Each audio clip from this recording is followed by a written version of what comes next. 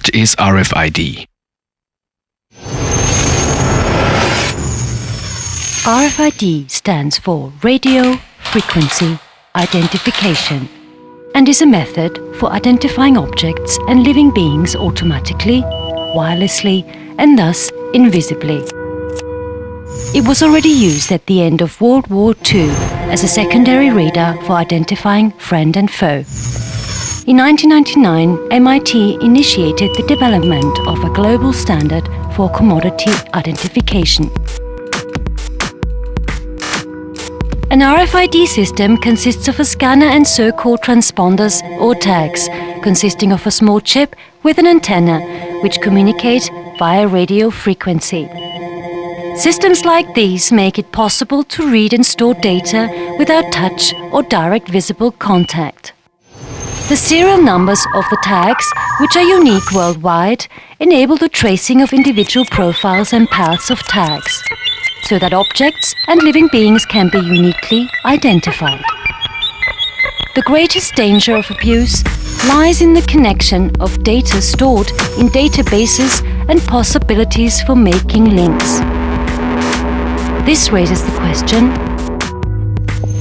which companies rely on RFID?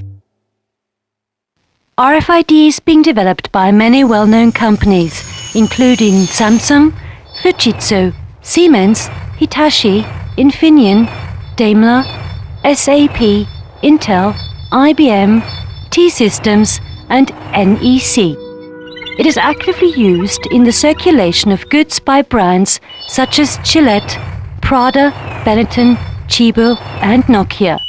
We know the corporations Metro, Walmart, Target and Albertsons have similar ambitions, so we can assume that other retail corporations are also experimenting with RFID. Where is RFID already in use?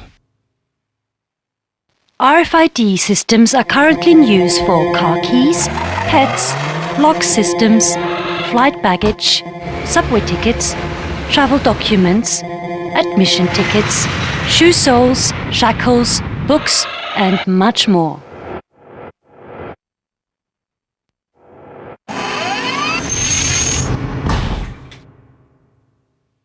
Will RFID change our lives?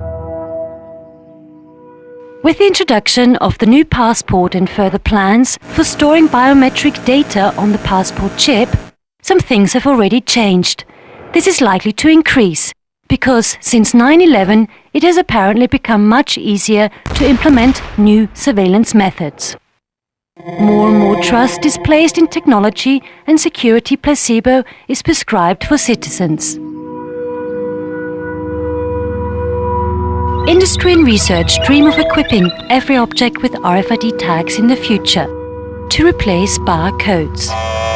Whereas corporations want to increase profits by reducing staff and with more efficient processing and marketing of data collections, consumers are mainly to gain more time. A few examples. At the supermarket, you only have to go through a scanner and all your purchases will be automatically registered and deducted from your credit card. Invisible radio chips and tickets reduce the waiting time for boarding and ticket control. Your washing machine knows which temperature to wash your clothing with. Your refrigerator knows which food is past its expiry date and warns you. At the border or at the airport, the machine knows whether you are the right person. Your suitcase knows which conveyor belt to take. Not bad, or is it? Sounds too good to be true. Is there a catch?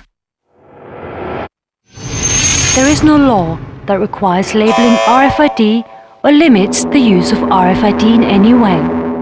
The misuse of information and linking it can lead to your data, personal preferences and habits being collected. What would happen if your supermarket told your health insurance how much alcohol and tobacco you buy every week?